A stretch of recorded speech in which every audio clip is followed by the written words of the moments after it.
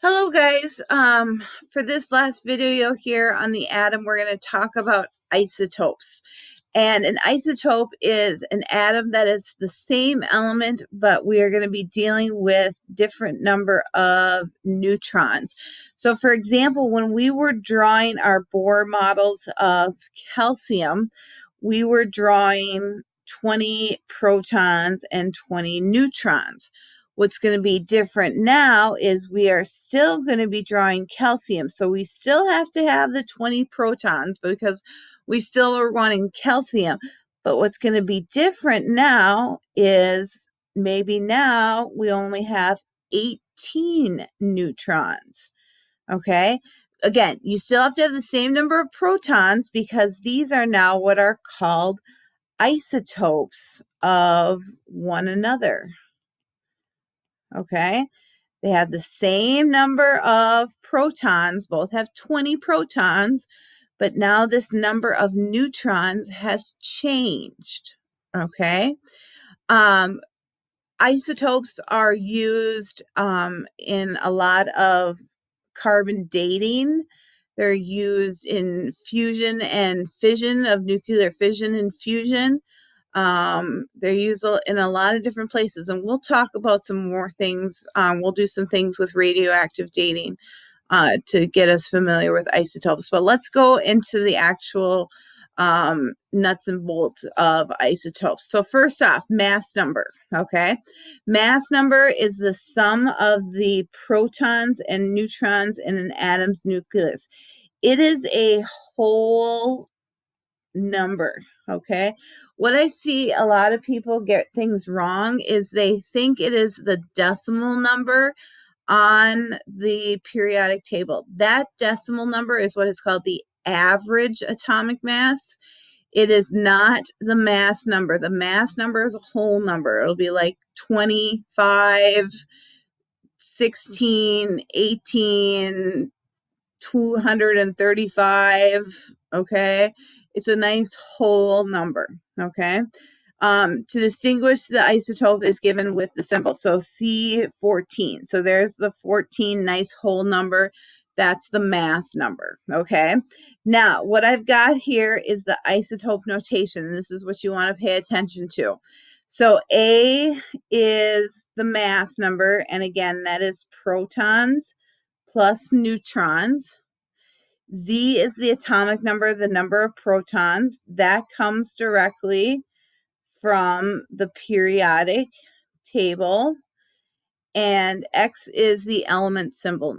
Okay. Again, the isotope name is the element name dash the mass number. And again, mass number is protons plus neutrons. Okay.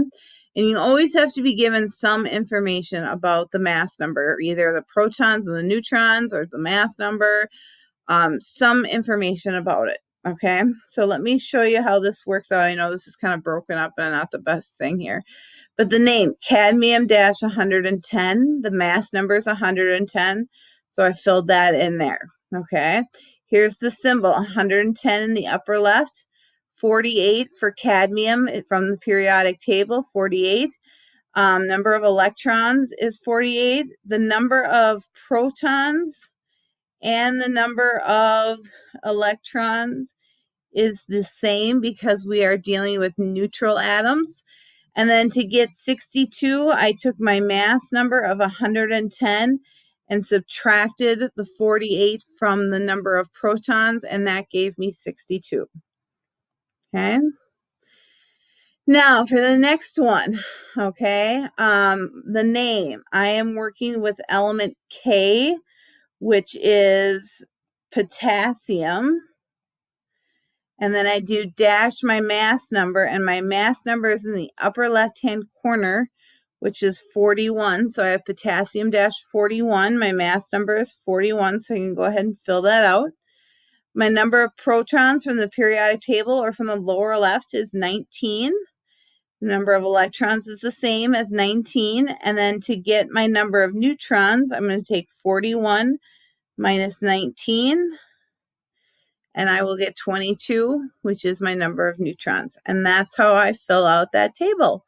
And that is isotopes in a nutshell, okay? But again, don't be surprised if you see something like potassium dash 40, okay? We can do this 40, 19K, 19, 19, 40, and then that would be 21, okay? It's fine to have the exact same element. Again, these two are isotopes of one another. Same element, different number of neutrons. That's the difference here, is that number of neutrons is different. Everything else is the same, but that number of neutrons makes it different. Okay? So that is all for isotopes. Again, as always, if you have questions, please let me know, and good luck dealing with those.